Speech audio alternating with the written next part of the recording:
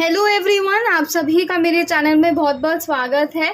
आज हम लोग पढ़ेंगे टूरिज्म क्लास 11 का चैप्टर 5 जो कि है टूरिज्म कंपोनेंट 2। पार्ट 2 है ये वीडियो का। पार्ट 1 में हमने अकोमोडेशन में की बात करी थी और अकोमोडेशन के जो टाइप हैं उनकी हमने बात करी थी।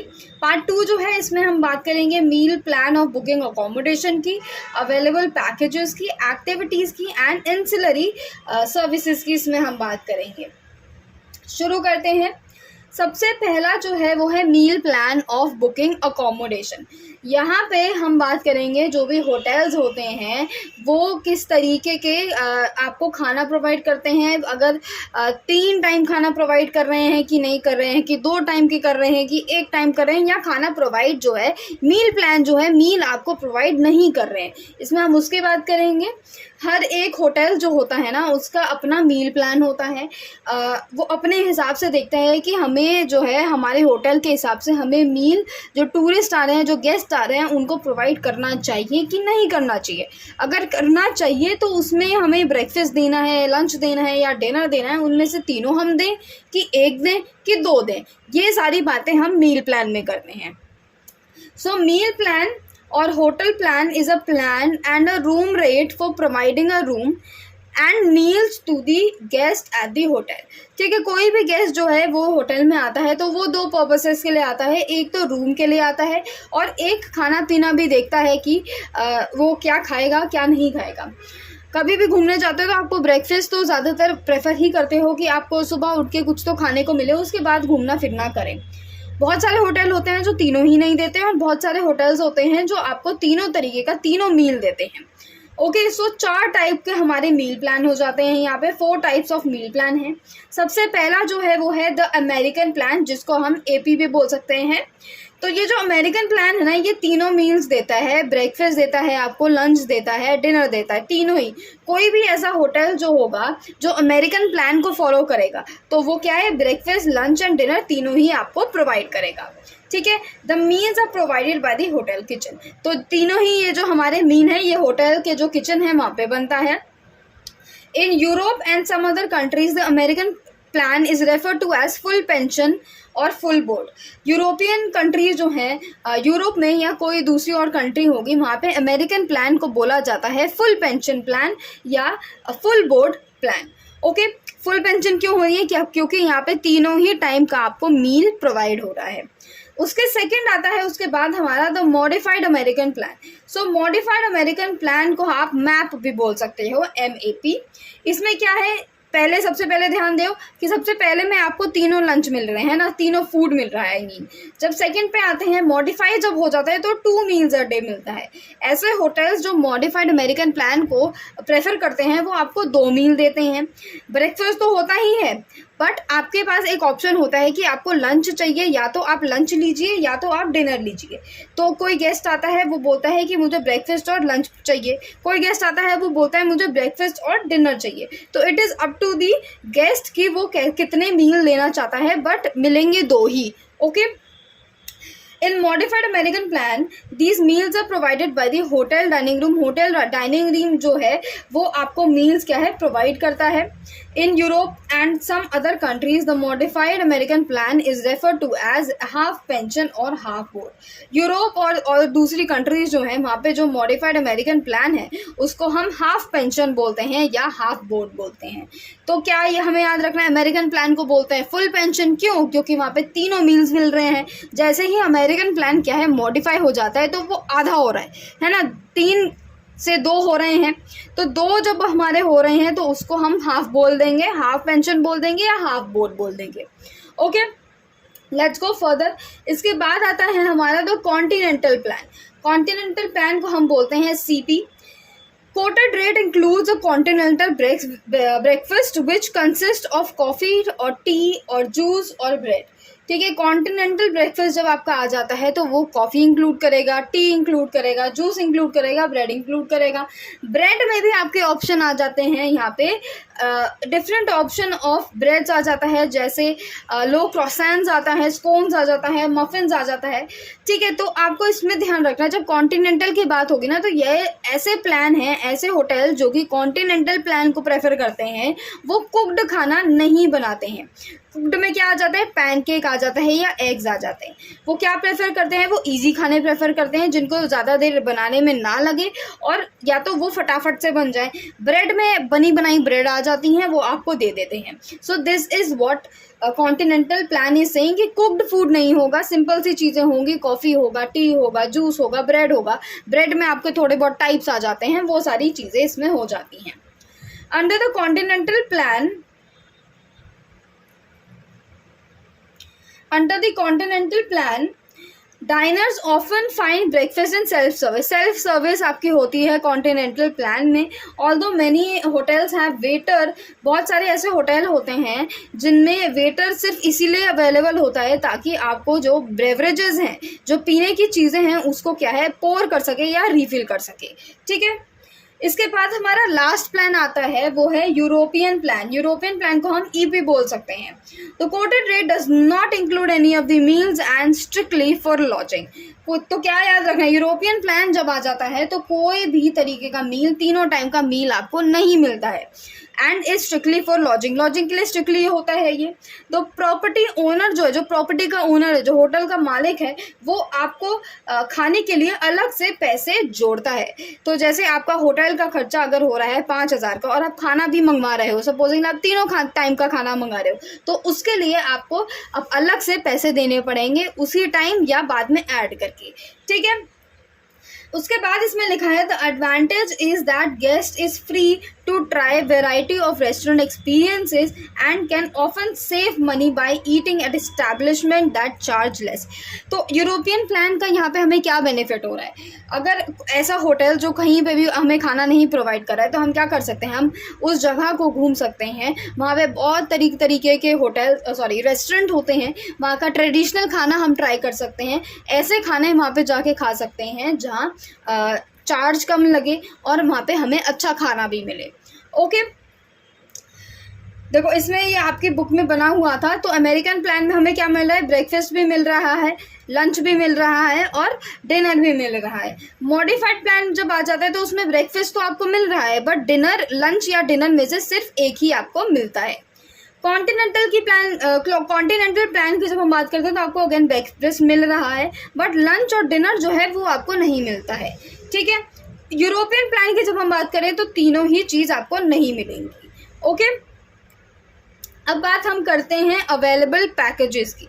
इसके बाद अगेन जो भी कंपोनेंट्स की हम बात कर रहे हैं, ये हम फर्स्ट चैप्टर में बात कर चुके हैं इन सारे की। ठीक है, और इसमें जो है चैप्टर 4 और चैप्टर 5 है, इसमें हम थोड़ा डिटेल में बात कर रहे हैं इन सारे कंपोनेंट्स की। और चैप्टर 1 में जो है हमने छोटे छोटे पैराग्राफ्स के छोटे छोटे चीज़ों के बारे में इसमें बात करी थी।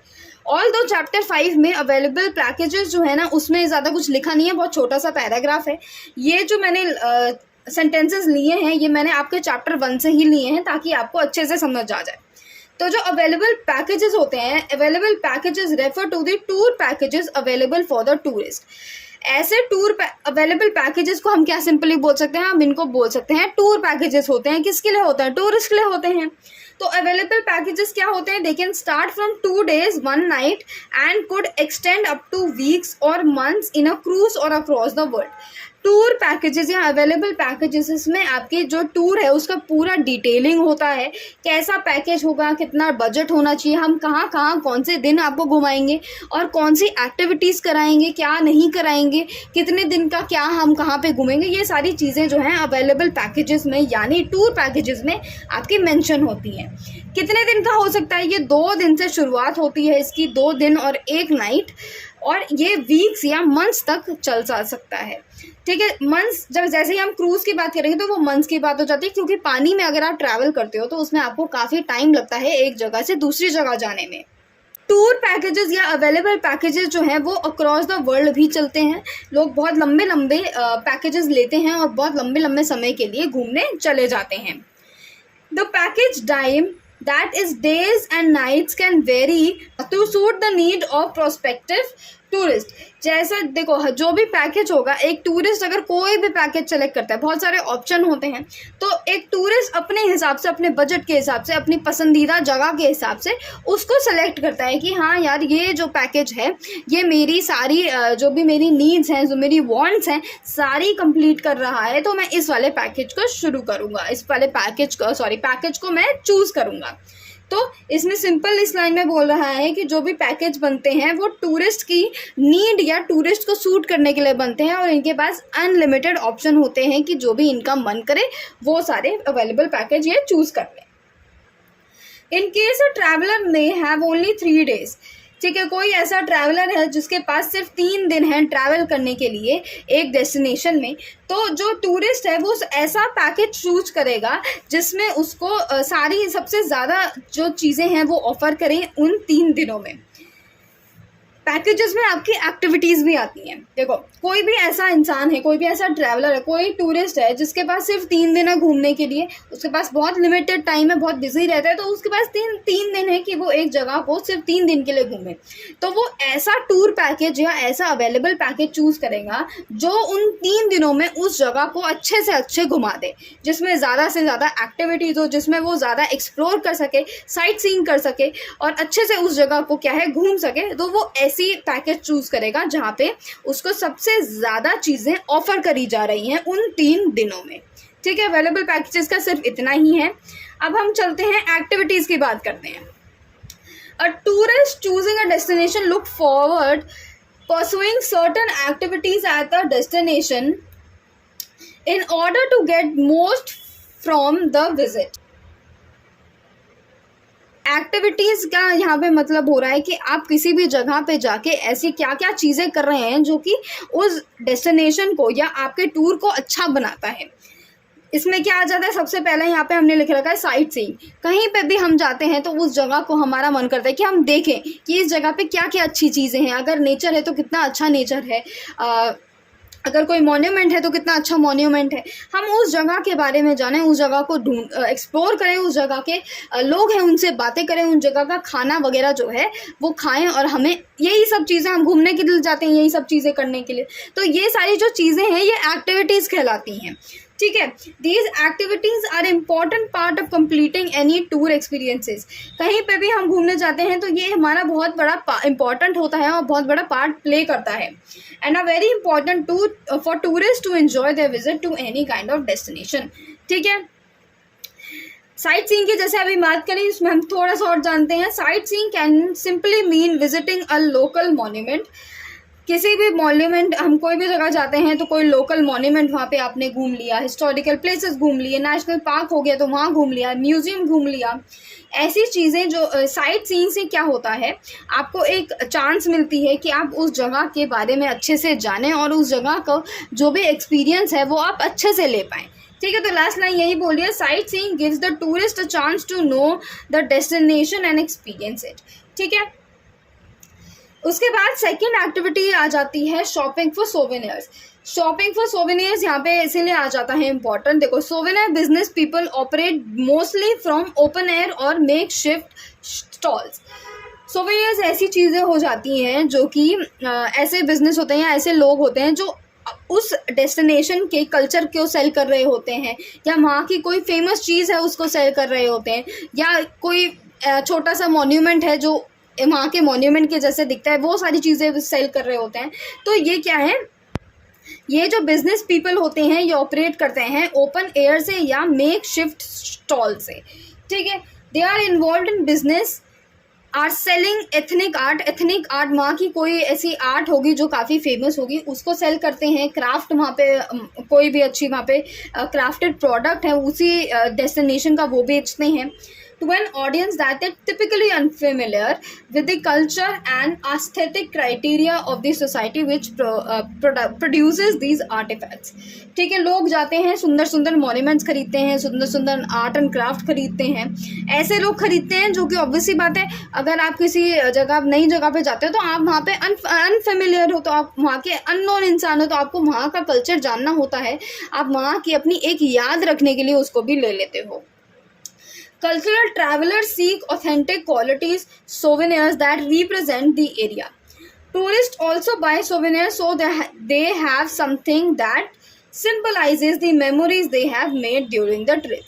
है ना, ऐसे मैग्नेट बहुत आते हैं उस जगह के। जैसे आप राजस्थान जाते हो, किसी भी स्टेट में जाते हो, सपोजिंगली जैसलमेर आप गए, तो जैसलमेर आपने घूमना, अच्छे से घूमा आपने, और आप उस जगह की याद रखने के लिए एक फ्रिज मैग्नेट ले आते हो, तो ये भी एक तरीके का सोवेनियर है। या आप एक ऐसा कपड़ा ले आते हो जो कि सिर्फ जैसलमेर में बनता है, बीएड कुर्ती, बीएड कुर्ता, कुछ भी ऐसा ले आते हो जो कि वहीं को रिप्रेजेंट करता है, जैसलमेर को रिप्रेजेंट करता है।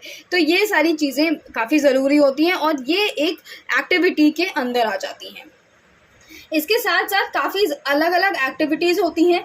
There are many activities taken up at the destination and can influence the flow of tourist at a destination. Activities could be link to adventure sports activities. ठीक है, एडवेंचर स्पोर्ट्स एक्टिविटीज़ जो हैं ये थोड़े अलग तरीके की एक्टिविटीज़ हो जाती हैं। Are a different destination for a chance of different types of adventure. Books to visit a theme park और सो ऑन। अलग अलग, जैसे थीम पार्क घूमने चले गए, आप म्यूजियम घूमने चले गए, कहीं पे भी अगर आप घूमने जा रहे हो या कहीं पे भी कोई भी स्पोर्ट की एक्टिविटी कर रहे हो, वहाँ पे बहुत सारी ऐसी जगह होती हैं जहाँ पे स्कीइंग होती है या एडवेंचर स्पोर्ट होती है, जैसे राफ्टिंग हो गई। ये सारी क्या है, ये एक्टिविटीज़ हैं उस जगह पे जाने के लिए। बंजिंग जंपिंग भी हो जाती है। ये सारी क्या है, ये एक्टिविटीज़ हैं जो कि टूरिस्ट किसी भी जगह पे जाके करते हैं। अब हम बात करते हैं एंसिलरी सर्विसेज की। सो एंसिलरी सर्विसेज जो है इनको हम सपोर्ट सर्विसेज बोल सकते हैं, और ये एक बहुत एसेंशियल पार्ट होता है किसी भी जो टूरिस्ट इंफ्रास्ट्रक्चर है उसमें। ठीक है, बहुत इंपॉर्टेंट रोल प्ले करती हैं in the development and promotion of tourism at any tourist destination. किसी भी टूरिस्ट डेस्टिनेशन में उसका डेवलपमेंट और प्रमोशन करने में ये बहुत ज़्यादा हेल्प करती हैं। जानते हैं कौन सी ऐसी एंसिलरी सर्विसेज होती हैं। गाइड हो जाता है, सबसे पहले हमारा गाइड आता है। एक जो टूर गाइड होता है ना, वो एक क्वालिफाइड पर्सन होता है, एक क्वालिफाइड व्यक्ति होता है जो कि लोगों को, जो टूरिस्ट हैं उनको क्या करता है, अकम्पनी करता है, उनके साथ घूमता है और उनको जो है अलग अलग मॉन्यूमेंट हो गए, अलग अलग आर्ट म्यूजियम गैलरीज हो गई, आर्कियोलॉजिकल साइंस हो गए, साइट्स हो गई है,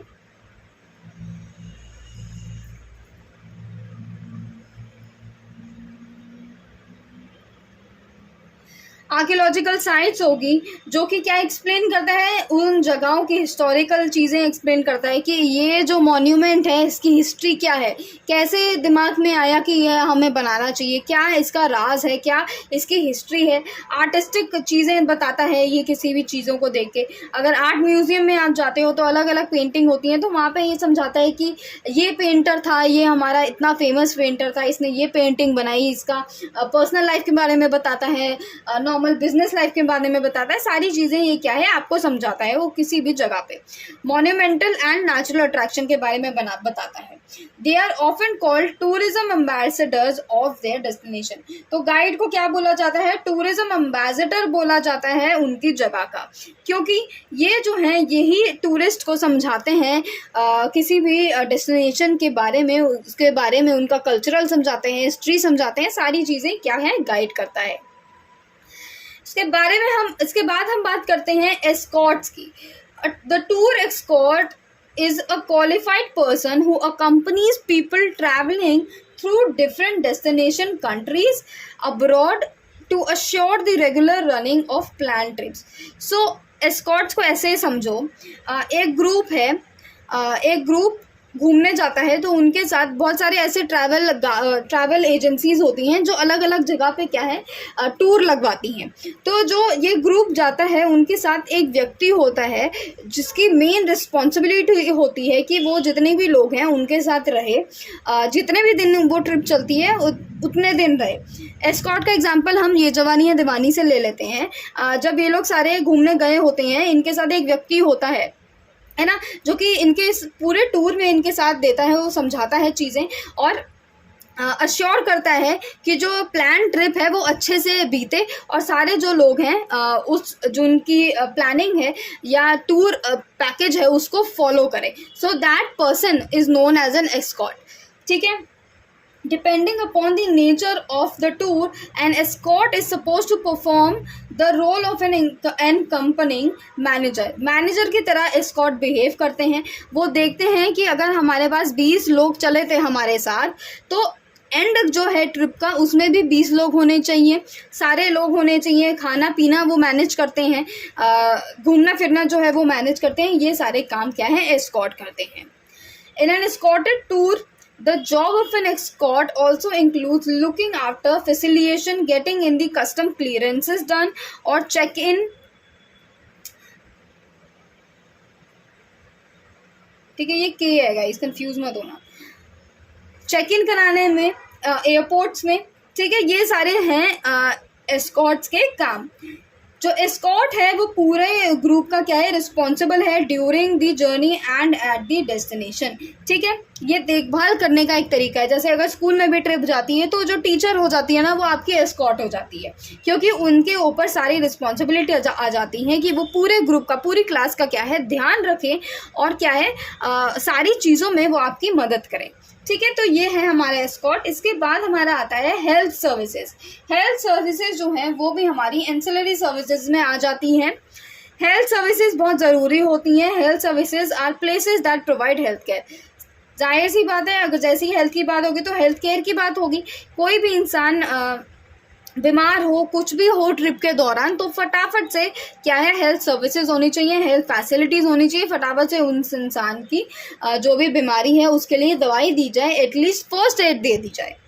तो हेल्थ केयर क्या इंक्लूड कर लेता है, हॉस्पिटल्स इंक्लूड हो जाते हैं इसमें, क्लिनिक हो जाता है, आउट पेशेंट केयर सेंटर्स हो जाते हैं, स्पेशलाइज्ड केयर सेंटर्स हो जाते हैं. Access to comprehensive quality health care services is important for the achievement of health equity and for increasing the quality of health life for everyone. तो हमारा health care क्यों ज़रूरी है, hospitals, clinic, outpatient centre, specialised care centres, ये ज़रूरी इसीलिए है ताकि कोई भी जो नीडी व्यक्ति है, किसी को चोट लग गई है, तो वो तुरंत क्या है, उसको हम अपनी हेल्थ की सर्विसेज प्रोवाइड कर सके ताकि वो इंसान ठीक हो जाए. और क्या है, इसके साथ साथ एक हेल्दी लाइफ जो है लोगों को मिल सके और वो अच्छे से अपनी लाइफ जी सके. इसके बाद आता है फोर्थ में हमारा है डॉक्यूमेंटेशन. कहीं भी हम घूमने जाते हैं तो हमें डॉक्यूमेंट की बहुत ज़रूरत होती है. तो a tourist for travel and during travel needs various documents. कैसे डॉक्यूमेंट्स होते हैं, कहीं पे भी हम घूमने जाते हैं तो हमें क्या चाहिए होता है, डॉक्यूमेंट चाहिए होते हैं. डॉक्यूमेंट देके बिना आपको कोई कहीं घूमने जाने नहीं देगा. तो कौन से डॉक्यूमेंट हो जाते हैं, ये पासपोर्ट हो जाता है, वीज़ा हो जाता है, टिकट हेल्थ डॉक्यूमेंट हो जाते हैं, इंश्योरेंस डॉक्यूमेंट हो जाता है. A tourist is governed by law and regulation in force in the country which he visits.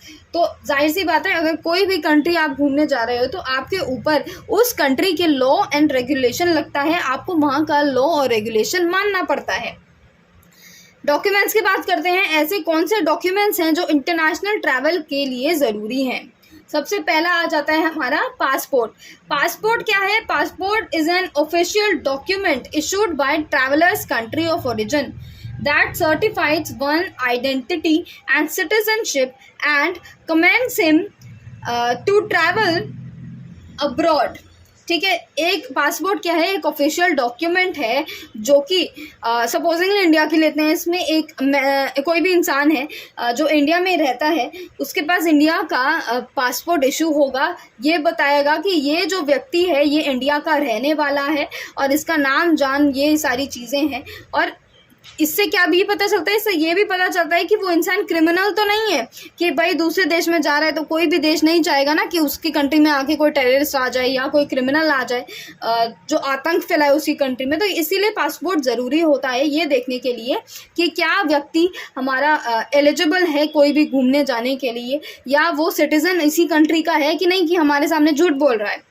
Okay, so passport is a universal accepted international document. तो ये है इंटरनेशनल डॉक्यूमेंट. कहीं पे भी जाने के लिए, किसी भी कंट्री जाने के लिए आपको पासपोर्ट की ज़रूरत तो पड़ती ही है. And is sufficient for crossing the border and provides a personal identity and nationality. तो क्या करता है, कहीं बॉर्डर, अपनी कंट्री का बॉर्डर क्रॉस करने के लिए आपको पासपोर्ट की ज़रूरत होती है, और उसके साथ साथ ये क्या है, पर्सनल आइडेंटिटी प्रोवाइड करता है, नेशनैलिटी प्रोवाइड करता है. उसके बाद वीज़ा की बात करते हैं. Visa is a stamp marked on the applicant's passport or a certificate issued by the immigration authority of the country. तो कोई भी व्यक्ति है, उसके जो पासपोर्ट है उस पर एक स्टैम्प लगता है, या कोई भी सर्टिफिकेट इशू जो होता है उसको हम वीज़ा बोलते हैं। कौन करता है ये इशू? इमिग्रेशन अथॉरिटीज़ किसी भी कंट्री की। अगर आप बाहर जा रहे हो तो उस कंट्री का भी आपको देखना पड़ेगा कि वो कंट्री आपको वीज़ा दे रही है कि नहीं दे रही है। The traveller is visiting to indicates the applicant's credentials have been verified। ये वेरीफाई करता है कि जो एप्लीकेंट अप्लाई कर रहा है उसमें कोई केस नहीं है, पुलिस वेरिफिकेशन होती है इन सारी चीज़ों में। देखते हैं कि भाई इस व्यक्ति ने कोई क्राइम तो नहीं करा हुआ है, मर्डर वर्डर ना करा हो, कोई क्रिमिनल ना हो, कोई टेररिस्ट ना हो, और he or she has been granted permission to enter the country for a temporary stay within a specified period of time। ठीक है, और ये क्या है, एक तरीके की आपको परमिशन मिल जाती है कि किसी भी कंट्री में आपको जाके रहना है। तो जैसे स्टूडेंट वीज़ा होता है, ऐसा वीज़ा होता है जो स्टूडेंट्स को मिलता है अगर वो बाहर कहीं पे भी रहने जा रहे हैं किसी भी कंट्री में। ओके, सो ये दिस इज़ वीज़ा। आगे चलते हैं, अब हम बात करते हैं एयर टिकट की। Air ticket is a confirmed air ticket और one way air ticket will be accepted only for students और working professional as well as dependent of the working professional. तो कहीं पे भी जाने के लिए आपको एयर टिकट की ज़रूरत होती है। एक जगह से दूसरी जगह अगर आप जा रहे हो तो आप वहाँ पे खड़े होगे तो वो आपसे बोलेंगे कि भैया अपनी एयर टिकट तो दिखाओ, तो अभी तो बैठने देंगे एयरप्लेन में, बिना टिकट की कोई क्यों बैठने देगा। रेलवे में भी हमारी क्या है, टिकट की ज़रूरत होती है। तो this is simply air ticket. इसके बाद है हमारा travel insurance, an insurance product design to cover the cost and reduce the risk associated with unexpected events during domestic और इंटरनेशनल ट्रैवल। अगर आपने ध्यान दिया होगा, कभी आपने एयर टिकट बुक करी हो या इवन रेलवे में भी आई थिंक आ चुका है ये, तो आपसे पूछा जाता है कि आप ट्रैवल इंश्योरेंस लेना चाहते हैं कि नहीं। मतलब आपसे थोड़ी सी एक्स्ट्रा अमाउंट ली जाएगी। किस लिए ली जाएगी? कि कोई भी अनएक्सपेक्टेड इवेंट हो गया, सपोजिंगली एयरप्लेन जो है वो क्रैश हो जाता है या कोई भी ऐसी अनहोनी हो जाती है, तो उसके लिए आपको जो आपकी टिकट का पैसा लगा है वो आपको वापस मिल जाता है। सिंपली ये हो रहा है इसमें। Travel insurance usually cover the insurance in two main categories. Travel insurance की क्या है, दो मेन कैटेगरीज में ये आपको पैसे देता है। Cost associated with medical expenses and trip cancellation. क्या कर रहा है ये? मेडिकल एक्सपेंसेस, जैसे कोई व्यक्ति है उसको हार्ट अटैक आ जाता है, उसके एयरप्लेन जब चल रहा है उसके टाइम, तो आपको मेडिकल एक्सपेंसेस जो हैं वो आपको मिल जाते हैं वापस। ट्रिप अगर आपने कैंसिल कर दी है, आपके 30,000 की ट्रिप है और आप कैंसिल कर रहे हो बिना ट्रैवल इंश्योरेंस लिए, तो आपको वो पैसा वापस नहीं मिलेगा। बट अगर आपने ट्रैवल इंश्योरेंस ले रखा है और तब आप कैंसिल करते हो अपनी ट्रिप, तो आपको वो पैसा रिफंड हो जाता है। It is advised to carry medical and travel insurance. तो दोनों ही मेडिकल और ट्रैवल इंश्योरेंस अगर आप लेके चले तो अच्छा ही है आपके लिए, और एडवाइस भी किया जाता है ये कि अगर आप अपना मेडिकल और ट्रैवल इंश्योरेंस लेके चलें तो that is definitely beneficial for you. इसके बाद हमारा आता है telecommunication. The provision of all telecommunication facilities like phone, fax, cell services, internet cafe within the tourist destination and also en route to them is basic necessity nowadays. Tourists need these services at destination for their comfortable and convenient stay. किसी भी जगह जाने के लिए आपको क्या ज़रूरी है? टेलीकम्युनिकेशन फैसिलिटीज़ ज़रूरी हैं, जैसे कि फ़ोन हो गया, वैक्स हो गया, सेल सर्विसेज होगी, इंटरनेट कैफ़े हो गया। इंटरनेट तो इतना ही ज़्यादा ज़रूरी है, पूरा दुनिया बंद हो जाएगी अगर इंटरनेट किसी दिन बंद हो गया हमारा। तो हम इतना निर्भर हैं टेक्नोलॉजी पे, इंटरनेट पे एंड टेलीकम्युनिकेशन पे। तो ये क्या है? ये बेसिक सी नेसेसिटी है। हमें फ़ोन हर जगह चाहिए, हमें फैक्स चाहिए, सेल सर्विसेज हमें ज़रूरी होती हैं, इंटरनेट कैफ़े होने चाहिए, कोई भी होटल में होने चाहिए या कहीं पे भी हमें तो इंटरनेट सर्विसेज तो होनी ही चाहिए। उसके साथ साथ एन रूट जो है वो भी काफ़ी बेसिक नेसेसिटी बन गया है आजकल। तो ये सारी सर्विसेज एक किसी भी टूरिस्ट को चाहिए ताकि उसका जो स्टे है वो कंफर्टेबल और कन्वीनियंट हो सके। इसके बाद है हमारा फॉरेन एक्सचेंज की, इसमें हम बात करते हैं। ये लास्ट टॉपिक है, ये लास्ट पॉइंट है इस चैप्टर का। इसके बाद चैप्टर हमारा कंप्लीट है। So foreign exchange is A provision of foreign exchange service is one of the important component of tourist infrastructure catering the demand of foreign tourist. तो foreign exchange से आपको याद रखना है foreign tourist ही ज़्यादातर ये यूज़ करते हैं या NRI कर लेते हैं. Tourists visiting different countries need money in local currency for various services and facilities availed by them for cab, public transport, meals, shopping etcetera. तो कोई इंसान सपोजिंगली जापान से आता है तो उसके बाद येन होगा, वहाँ की करेंसी येन है. तो इंडिया अगर आ रहा है तो उसको किस चीज़ की ज़रूरत होगी? रुपीज़ की ज़रूरत होगी. तो वो क्या करता है? वो जाता है एक ऐसे डिपार्टमेंट में जिसके बारे में हम नीचे बात करते हैं. वो फॉरेन एक्सचेंज सर्विस पे जाता है, लेट्स से दैट, और वहाँ पे वो बोलता है कि भैया मेरे पास इतने येन हैं, आप क्या करो, आप येन मैं आपको दे रहा हूँ उतना ही, आप जितने येन हैं उसके कन्वर्ट करके जो पैसा मिल रहा है वो मुझे रुपीज़ में दे दो. इसलिए ताकि वो पब्लिक ट्रांसपोर्ट यूज़ कर सके, कैब यूज़ कर सके, मील्स, शॉपिंग वगैरह. जो इंडिया में रहना है तो रुपीज़ ज़रूरी है. तो सारी चीज़ों के लिए, सारी सर्विसेज के लिए, सारी फैसिलिटीज़ के लिए उसको क्या है, फॉरेन एक्सचेंज मतलब पैसे एक्सचेंज कराने पड़ेंगे. येन के बदले उसको रुपीज़ मिल जाएगा. There are no restriction on the amount of foreign currency. ठीक है, कोई रिस्ट्रिक्शन नहीं है फॉरेन करेंसी में. Comprising notes, coins, travellers, cheques drawn on banks in India or bank letters of credit a tourist may bring to India. कोई restriction नहीं लगाया रखा है फॉरेन करेंसी में. आप कितना भी ला सकते हो, चेक ला सकते हो अगर इंडिया के बैंक पे अगर लिख रखा है, या नोट या कॉइन हो गए, कुछ भी आप ला सकते हो. ठीक है. However if the total amount of foreign currency, अगर जो फॉरेन करेंसी की टोटल अमाउंट है, नोट, कॉइन है या ट्रैवलर चेक जो इंडिया लाया गया है एक टाइम पे, USD 10,000 एक्सीड करता है या उसका equivalent, it is required to be held it is required to be declared by the holder. ये तो पूरा ही इम्पोर्टेंट हो गया. Holder to the Indian custom authorities on the arrival on a currency declaration form. अब देखो ऊपर तो आप लोग सोचोगे कि ऊपर पॉइंट में तो लिख रहा है कि कोई फॉरेन करेंसी में कोई रिस्ट्रिक्शन नहीं है, पर सेकंड पॉइंट बोल रहा है कि अगर USD 10,000 है तो ज़रूरी है ये करना, वो ज़रूरी है. देखो सेकंड पॉइंट जो आपका है वो बोल रहा है कि कोई रिस्ट्रिक्शन नहीं है हमारे फॉरेन करेंसी में, बट अगर कोई भी व्यक्ति USD 10,000 या उसका इक्विवेलेंट लाता है इंडिया में तो उसको पैसे तो मिल जाएंगे, एक्सचेंज हो जाएगा, बट उसके लिए उसको क्या करना पड़ेगा? उसके लिए उसको उस व्यक्ति को इंडियन कस्टम अथॉरिटीज़ में आके बताना पड़ेगा कि भैया मेरे पास जो है USD 10,000 है या उसका इक्विवेलेंट है, तो इसके लिए मैं क्या करूँ? तो उसको क्या है, फिर उसको करेंसी डिक्लेरेशन फॉर्म में ये भरना पड़ेगा कि मेरे पास USD 10,000 है, तो इसके लिए मुझे इसीलिए फ़ॉरेन एक्सचेंज कराना है. ठीक है, ऐसे कोई रिस्ट्रिक्शन नहीं है, बट अगर 10,000 USD 10,000 एक्सीड कर रहा है तो उसे सिंपली जाके एक करेंसी डिक्लेरेशन फॉर्म को भरना है और ये डिक्लेयर करना है, ये बताना है किसको? इंडियन कस्टम अथॉरिटीज़ को बताना है.